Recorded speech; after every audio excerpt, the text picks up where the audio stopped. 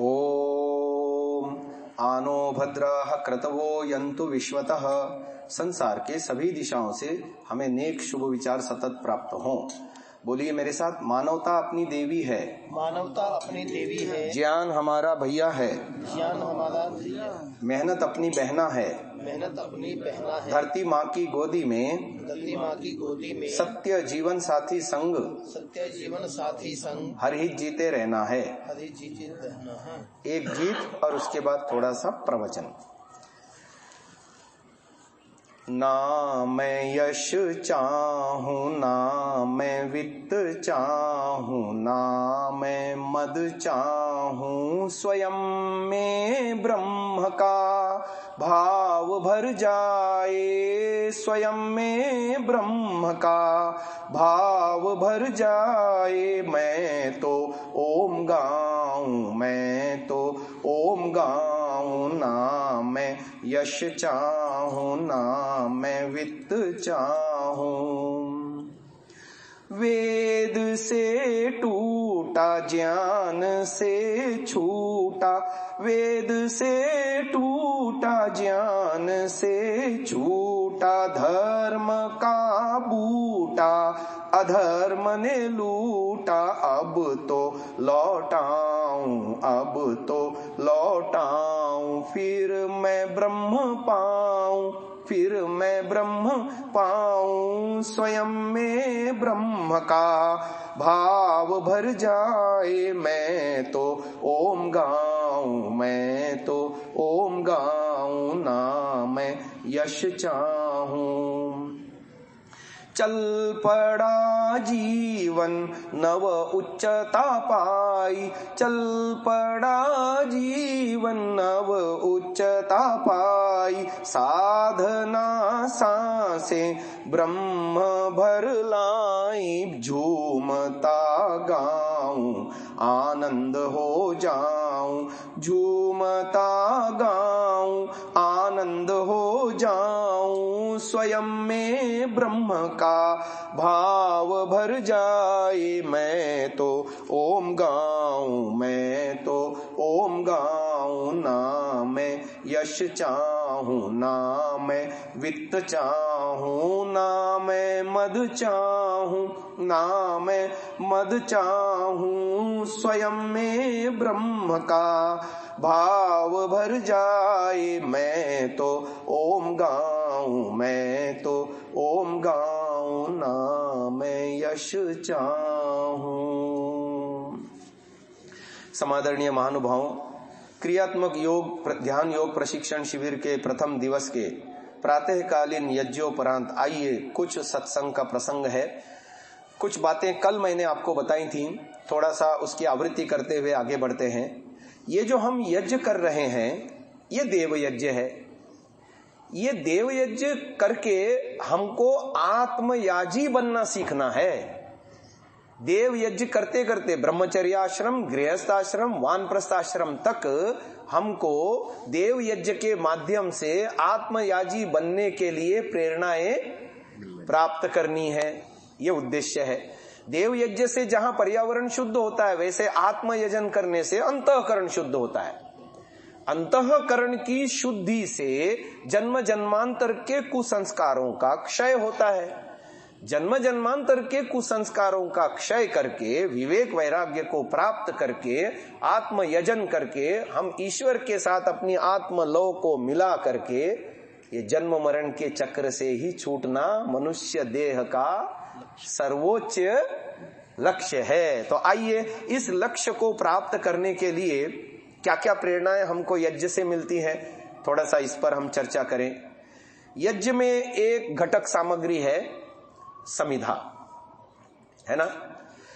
आपको पता है वेद में मानव अस्तित्व को समिधा की उपमा दी गई है। अथर्ववेद का मंत्र है ब्रह्मचर्य सूक्त का, यम समित पृथ्वी द्योर्द्वितीयो उतांतरिक्षम समिधा प्रीणाति, ब्रह्मचारी समिधा मेखलया श्रमेण लोकांस तपसा पिपर्ति। ये मंत्र है। यानी मंत्र ये कहता है ये पृथ्वी रूपी पहली समिधा है। अच्छा, यज्ञ करते समय ये क्रिया भी आप करते हो। जब घी लगा करके 8-8 अंगुल की 3 समिधाएं आप समर्पित करते हो, ठीक है ना। तो वो 3 ही क्यों, 4 क्यों नहीं?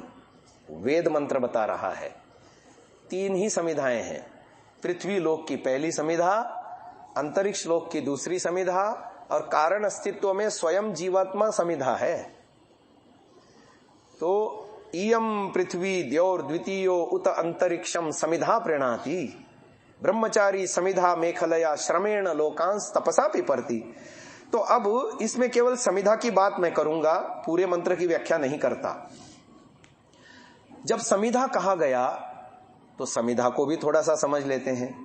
ये जो समिधा है ना, अग्नि में जो हम समर्पित करते हैं, इसके 4 रूप मुझे समझ में आए। इतने सालों से यज्ञ कर रहा हूं, 25-30 सालों से यज्ञ करते हुए हो गए। देखते देखते देखते मेरे दिमाग में समिधा के 4 रूप समझ में आए।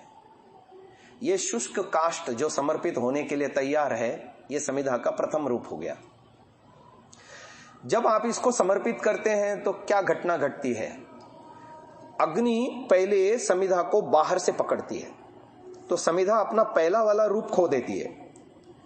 उसका नेक्स्ट रूप क्या है? देखो ये समिधा दिख रही है ना, बाहर से अग्नि पकड़ी हुई है तो ये काली काली दिख रही है, दिख रही है ना। उसने अपना पहला वाला शुष्क काष्ठ रूप छोड़ दिया और उसने काला रूप धारण कर लिया, क्योंकि अग्नि ने बाहर से पकड़ा उसको। ये दूसरा रूप हो गया अग्नि का। अग्नि का तीसरा रूप क्या है? जब अग्नि, ये समिधा का तीसरा रूप, अग्नि इसको अंदर से भी पकड़ लेगी तो ये काला वाला बाह्य रूप भी वो छोड़ देगी। कैसी हो जाएगी वो? बिल्कुल लाल हो जाएगी, जलता हुआ कोयला जैसे होता है ना, वैसी लाल हो जाएगी। ये समिधा का तीसरा रूप हो गया। और जब यज्ञ पूरा हो गया, अब जैसे जो समिधा पूर्ण जल चुकी, अपना प्रयोजन पूर्ण कर चुकी, समिधा का प्रयोजन क्या है? अग्नि में डाला हुआ शाकल्य उसको जला दे, सुगंधी रोगनाशक मिष्ट वायुमंडल में वो सारे गुणधर्म भर दे। यह समिधा का प्रयोजन है। अब समिधा का प्रयोजन पूरा हो चुका, अब देखो राख रूप में बच गई। ये चौथा रूप है समिधा का। अब मानव अस्तित्व के साथ जोड़ो इसको। गृहस्थ में जब हमारे घर में कोई बालक, गुड न्यूज आती है ना कि स्त्री को गर्भधारणा हो गई है, ये समिधा प्रथम रूप में आ रही है, प्रवेश कर रही है। अच्छा, बालक जो है अपने साथ अच्छे संस्कार भी लेके आ रहा है और बुरे संस्कार भी लेके आ रहा है। माता पिता और आचार्य का क्या कर्तव्य है? माता, मातृमान, पितृमान, आचार्यमान, इन तीनों का कर्तव्य यह है बालक के अंदर की, बालक रूपी समिधा के अंदर जो है, गर्भ से ही मां का कर्तव्य है कि रजोगुण तमोगुण पनपने ही ना दे। संस्कार तो दोनों लेके आया है वो तीनों, सात्विकता के भी, राजसिकता के भी, तामसिकता के भी। तो माता के लिए निर्देश है कि खान पान, विचार, व्यवहार ऐसा करे गर्भावस्था में कि बच्चे के सात्विक संस्कार ही उदय हों, परिपुष्टन हो। और इसके लिए बाकायदा सीमंतोन्नयन और पुंसवन संस्कारों का रचना है, और प्रतिदिन अग्निहोत्र आदि का विधान है, प्रतिदिन स्वाध्याय का विधान है, प्रतिदिन यम नियमों का पालन आदि है। और माता प्रसन्न रहे दिन भर, है ना, राग द्वेष से मुक्त रहे। लेकिन आज की माता क्या करती है? आज की माता दिन भर राग द्वेष से भी युक्त रहती है, प्लस इसमें क्या कमी थी? तो टेलीविजन आदि के माध्यम से, हाँ, टेलीविजन आदि के माध्यम से ऐसे दृश्य देखती है सीरियलों में और उसमें कि वो पूरा पूरा रजोगुण भर जाता है अंतस में, तमोगुण भर जाता है अंतस में, है ना। तो वहीं से गड़बड़ हो रही है सारी। समिधा ठीक से नहीं बनी। अब बच्चे ने जन्म लिया।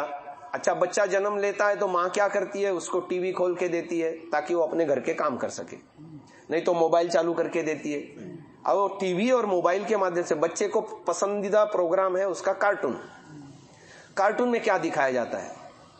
रजोगुणी तमोगुणी सारी चीजें दिखाई जाती हैं या सतोगुणी चीजें दिखाई जाती हैं? तमोगुणी रजोगुणी ज्यादा दिखाई जाती हैं। अब उसका परिणाम क्या होता है? रजोगुण ही उसका विकसित होता है बचपन में। अच्छा, वो बड़ा होते होते वही राग द्वेष सीखता है। अब उसकी समिधा बिगड़ गई। अब देखो, समिधा का दूसरा रूप, समिधा को अग्नि जब बाहर से पकड़ती है तो समिधा काली होती है। अर्थात जब बच्चा बड़ा होता है तो उसको हर चीज सिखाई जाती है, तो बोलता है तो तुतलाता हुआ बोलता है। तो ऋषि दयानंद ने निर्देश किया माता पिता को कि एक एक वर्ण, एक एक अक्षर बच्चे को सुव्यवस्थित सिखाए, है ना। बच्चे का एक नाम होता है कुमार, ये लड़की है तो कुमारी कहते हैं। कुमार शब्द ही बता रहा है, कु माने बुराई, मार माने हटा, है ना। तो ये माता पिता और आचार्य का कर्तव्य है कि बच्चे के अंदर पिछले जन्म से जो उभार के आया है वो रजोगुण और तमोगुण के संस्कार, उसको दबाने की चेष्टा करें, उसको अच्छी भाषा सिखाएं, अच्छा चाल चलन सिखाएं, बड़ों छोटों के साथ व्यवहार अच्छा सिखाएं, उसके जीवन में सात्विकता भरें, विचारों की, वाणी की और क्रियाओं की सात्विकता उसके जीवन में भरे। तो क्या होगा, कुमार हो जाएगा, वो कु को हटाने लगेगा। अब अग्नि अंदर से प्रविष्ट करने के लिए उसको आचार्य कुल में प्रविष्ट कराते हैं। आचार्य उसको अपने ज्ञान रूपी गर्भ में 3 रात्रि तक रखता है। ये भी एक मंत्र है, तम तिस्रो रात्रिस उदरे बिभर्ति तम जातम द्रष्टुम अभिसंयंति देवा, है ना। आचार्य उपनयमानो ब्रह्मचारिणम कृणुते गर्भमंतः तम रात्रिस तिस्र उदरे बिभर्ति तम जातम द्रष्टुम अभिसंयंति देवा। तो आचार्य अपने गुरुकुल में उसको रख करके उसके अंतःकरण की अविद्या को दूर करता है। ये है अग्नि का समिधा में भीतर से भी प्रवेश होना। हाँ, तीसरा रूप हो गया। अब वो ब्रह्मचारी स्नातक होते ही नव्य होकर के समाज में आ रहा है, गृहस्थ में भी जा रहा है, गृहस्थ के दायित्वों से पूर्ण होकर के पितर अर्थात वानप्रस्थ ग्रहण कर रहा है। वानप्रस्थ में योगाभ्यास करके जो है अपने जीवन को सार्थक कर रहा है। यहां तक समिधा का तीसरा रूप हो गया। अब संन्यास अवस्था में ब्रह्म साक्षात्कार करके औरों को ब्रह्म का ज्ञान बांट रहा है, और ये शरीर पूरा होते ही जन्म मरण की श्रृंखला को तोड़ करके मुक्त, ये राख रूप में रह गई समिधा। अब दोबारा उसका शरीर समझ में आ गई, समिधा के चारों रूप समझ में आ गए, और मानव जीवन के साथ उसका संबंध भी जुड़ा हुआ है। ये तो हो गई समिधा की व्याख्या। अब इसकी विशेष व्याख्या और शाम के यज्ञ के बाद करेंगे। अभी के लिए इतना ही। ओम द्यौः शान्तिरन्तरिक्षं शान्तिः पृथिवी शान्तिरापः शान्तिरोषधयः शान्तिः वनस्पतयः शान्तिर्विश्वे देवाः शान्तिर्ब्रह्म शान्तिः सर्वं शान्तिः शान्तिरेव शान्तिः सामा शान्तिरेधि। ओम शान्तिः शान्तिः शान्तिः। ओम समिधा के विषय में सुबह हमने ये बताया था आपको कि समिधा के 4 रूप है। एक शुष्क काष्ठ है, एक जब बाहर से उसको अग्नि पकड़ती है तो वो काली होती है, जैसे देखो अभी दिख रही है। दूसरा, जब उसको अंदर से भी अग्नि पकड़ती है तो लाल होती है, केसरिया रंग की होती है, और फिर जब यज्ञ का प्रयोजन पूरा हो जाता है तो राख में बदल जाती है। और इसके विषय में हमने सुबह आपको बताने की चेष्टा की कि मनुष्य के साथ कैसा इसका संबंध जोड़ता है। अब आइए पहला वाला मंत्र ले लेते हैं, जिसमें हमने ये कहा था कि पृथ्वी की पहली समिधा है, अंतरिक्ष लोक की दूसरी समिधा है, और स्वयं जीवात्मा कारण स्वरूप में तीसरी समिधा है। और अब मंत्र क्या कहता है, इसमें हम रोज मंत्र बोलते हैं, ये 6 बार बोलते हैं। पहली बार तो पहली समिधा घी लगा करके आहूत करते समय बोलते हैं, और बाद में 5 बार उसको बोलते हैं। तो इस मंत्र में साधक क्या कह रहा है, अयम यानी यह, अयम माने यह मैं, ते माने हे ज्ञान स्वरूप ईश्वर। अब ये अग्नि को, अग्नि ईश्वर का भी तो नाम है, ईश्वर को अग्नि क्यों कहते हैं, क्योंकि वो ज्ञान स्वरूप है। और ज्ञानान मुक्ति ही किसने कहा, सांख्य दर्शन ने कहा हमको कि ज्ञान से ही मुक्ति होती है। विपर्ययो बंधन, इसका विपरीत बंधन है, ज्ञान से बंधन होता है। अब देखो यहाँ वो कह रहा है, हे ज्ञान स्वरूप अग्ने, तेरे ज्ञान रूपी यज्ञ में मैं अपने आप को इद्म समिधा बना करके प्रस्तुत कर रहा हूँ। किस लिए, तेना इध्यस्व, तू मुझे जला। समिधा का काम क्या है, जलना, तपना। यहाँ तात्पर्य है साधक का तप, है ना। क्रिया योग के 3 मुख्य भाग हैं, एक है तप, दूसरा है स्वाध्याय, तीसरा है ईश्वर प्रणिधान। तो यहाँ समिधा बनने का तात्पर्य क्या है? तपना। तो कहता है तेन इध्यस्व, किस लिए इध्यस्व, किस लिए तपा? जैसे ये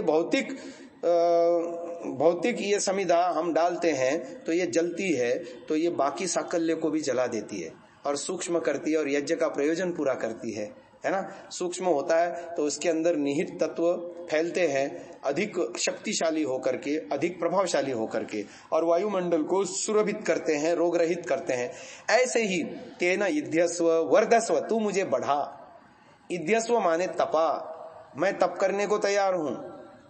तेन इध्यस्व वर्धस्व, किस लिए? वृद्धु वर्धने, तू मुझे बढ़ा। फिर आगे रिपीटेशन आया, च इद्ध वर्धय। अब देखो ये मंत्र रचने वाले को ये पता था, ये आदमी जो है ना गड़बड़ करता है ना। दुनिया में भर्तृहरि जी कहते हैं 3 प्रकार के लोग होते हैं। प्रारभ्यते न खलु विघ्न भये न नीचैहि, प्रारभ्य विघ्न विहता वीरमन्ति मध्याः, विघ्नैः पुनः पुनरपि प्रतिहन्यमाना, प्रारभ्य च उत्तम जनाः न परित्यजन्ति। वो कहता है बहाने बना करके शिविर में आए ही नहीं बहुत सारे लोग, सूचना तो सबको गई नाम लिखवाए बाकायदा, है ना, आए ही नहीं बहाने बना करके। अच्छा, जो आए ऐसे भी लोग होते हैं। हम बच्चों का कैंप लगाते हैं तो बच्चे, बहुत सारे बच्चे आ जाते हैं, लेकिन जब वहां सुबह 4 बजे उठना या 5 बजे उठना, अनुशासन में चलना, व्यायाम करना कठोर लगता है तो भागना चाहते हैं। प्रारभ्य विघ्न विहता विरमन्ति मध्या। फिर वो कहता है इन सारी बाधाओं को, कठिनाइयों को, मुश्किलों को पार करके भी जो गृहीत कार्य को छोड़ते नहीं, वो उत्तम जन होते हैं। तो ये मालूम है इस मंत्र के बनाने वाले को। तो उसने बताया कि देखो ये आदमी सो सकता है, बैठ सकता है, उचित कार्य को छोड़ सकता है, तो ये छोड़े ना, बैठे ना, सोए ना, इसलिए उसने कहा च इद्ध वर्धय। रिपीटेशन आया उसमें, एक बार कहने से भी काम चल रहा था, पर रिपीटेशन इसीलिए आया कि उसको मालूम है ये प्रमाद करेगा, आलस्य करेगा, छोड़ देगा काम को, तो ऐसा ना हो, इसलिए। फिर उसमें आगे 3 शब्द आ रहे हैं, प्रजया पशुभिः ब्रह्मवर्चसेन। देखो वेद मंत्रों के कई प्रकार से अर्थ हो सकते हैं, आधिदैविक भी हो सकते हैं, आधिभौतिक भी हो सकते हैं, आध्यात्मिक भी हो सकते हैं। अब यदि इसका आधिदैविक और आधिभौतिक अर्थ ले तो ब्रह्मचारी का प्रजा कहां से आएगी? ठीक है ना, जो नैष्ठिक ब्रह्मचारी उसकी प्रजा कहां से आएगी? तो वहां पर ठीक है, वो भी अर्थ सही है एक गृहस्थी के लिए, लेकिन जब एक साधक इस प्रार्थना को कर रहा है तो सीधा अपने से संबंध जोड़ रहा है ना, तो वहां आध्यात्मिक अर्थ लेना पड़ेगा। मैंने चिंतन किया और मुझे यह समझ में आया, प्रजया से तात्पर्य है शुद्ध ज्ञान, पशु भी से तात्पर्य है शुद्ध कर्म, और ब्रह्मवर्चस से तात्पर्य है शुद्ध उपासना। तो प्रजया तृतीया का एक वचन है, पशु भी बहुवचन है तृतीया का ही, और ब्रह्मवर्चस है ना तृतीया का एक वचन है। तो कर्ता ने कर्म को करण से अथवा द्वारा, है ना, प्रजा के द्वारा यानी शुद्ध ज्ञान के द्वारा, पशु भी शुद्ध कर्मों के द्वारा, और ब्रह्मवर्चस न शुद्ध उपासना के द्वारा। संगति लग गई।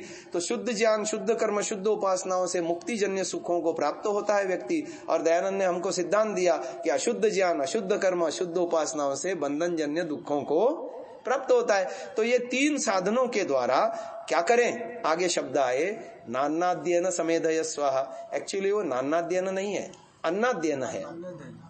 वो न जो है ना ब्रह्मवर्चस्य के साथ जुड़ करके वो न उधर चला जाता है, संधि विच्छेद करेंगे तो ब्रह्मवर्चस्य न, फिर उधर बचा क्या? अन्नाद्यन। तो ये अन्नाद्यन के 2 तरह से अर्थ हो सकते हैं, और दोनों तरह से अर्थ हमारे लिए अभिष्ट है। एक तरह से यह अर्थ हो सकता है अन्न आदि है जिस समूह के द्वारा उस समूह से, एक तो यह अर्थ हो गया। दूसरा अर्थ अन्न आदि के द्वारा, है ना। तो अब ये साधक जब अपने साथ इसको जोड़ेगा तो क्या दिखता है हमको अंदर? 5 का समूह क्या है? 5 कोश हैं, अन्नमय कोश, प्राणमय कोश, मनोमय कोश, विज्ञानमय कोश और आनंदमय कोश। और वो आगे शब्द आया समेधय, समपूर्वक एध वृद्धौ धातु है, वहां भी बढ़ना अर्थ है, ठीक है ना, एध्री वृद्धौ। दूसरी धातु है भू सत्तायाम एध्री वृद्धो स्पर्ध संघर्षे गाद्री प्रतिष्ठा लिप्सयोर ग्रंथे, ऐसा धातु पाठ चलता है। तो ये आत्मनेपदी धातु है। एध्री वृद्धो समेधय स्वाहा, ठीक है ना। सम्माने अच्छी प्रकार, एध्री वृद्धो माने मुझे बढ़ाओ, किसमें? अन्नमय कोश में, प्राणमय कोश में, मनोमय कोश में, विज्ञानमय कोश में, आनंदमय कोश में बढ़ाओ। तो जब भी आप 5 बार इसकी घी से आहुति दो तो मन में ये भाव बनाओ कि अन्नमय कोश से मैं बढ़ूं। कैसे बढ़ूंगा भाई? जब मेरा दिनचर्या सात्विक होगी, खानपान सात्विक होगा, आहार विहार सात्विक होगा, तो मेरा शरीर स्वस्थ रहेगा। प्राणमय कोश से कैसे बढ़ूंगा मैं? जब जीवन तपस्वी बनता है ना, तो प्राण सशक्त होते हैं, जिसको आज की तारीख में कहते हैं इम्यूनिटी। बड़ा प्रसिद्ध शब्द है ना, कोविड काल के बाद बड़ा शब्द प्रसिद्ध हुआ। कोविड से पहले आम लोगों को पता नहीं था इम्यूनिटी क्या होती है?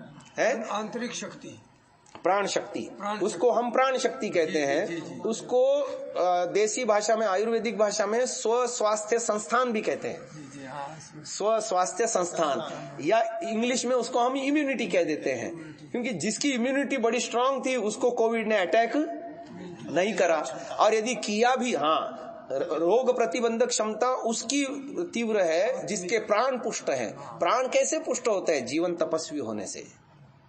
देखो, रेकड़ी बाजार में सब्जी बेचने वाले, मजदूर करने वाले, उनको कोविड नहीं लगा। दिया ना आपने, ध्यान दिया होगा, है ना? जो मेहनत मजदूरी करते हैं, श्रमजीवी होते हैं, किसानों को कोविड नहीं लगा। हाँ, जिनके जीवन में अतपस्विता है, जिनके जीवन में शराब आदि नशे हैं, जिनके जीवन में मांसाहार आदि दूसरे ऐब है, उनको जल्दी पकड़ा, निरस्ता है ना। तो अब देखो, तो ये कहते हैं प्राणमय कोश मेरा पुष्ट हो, और तन्मे मनः शिव संकल्प मस्तु, मेरा मनोमय कोश मेरा पुष्ट हो। और फिर ज्ञान विज्ञान की वृद्धि कैसे होती है? 2 तरह से ऋषि दयानंद ने हमको बताया, आगम का लेना, स्वाध्याय का लेना, प्रवचन का लेना, व्यवहार का लेना।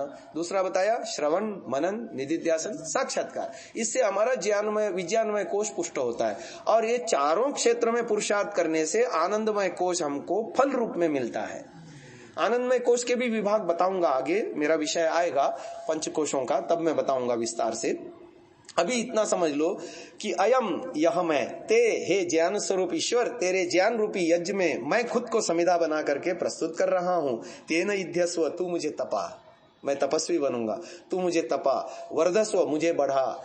शुद्ध ज्ञान, शुद्ध कर्म, शुद्ध उपासनाओं के द्वारा प्रजया पशुभीर ब्रह्म वर्चसेन अन्नाद्येन समेधय स्वाहा, मैं अन्नमय कोश, प्राणमय कोश, मनोमय कोश, विज्ञानमय कोश और आनंदमय कोश से वृद्धि को प्राप्त होऊं।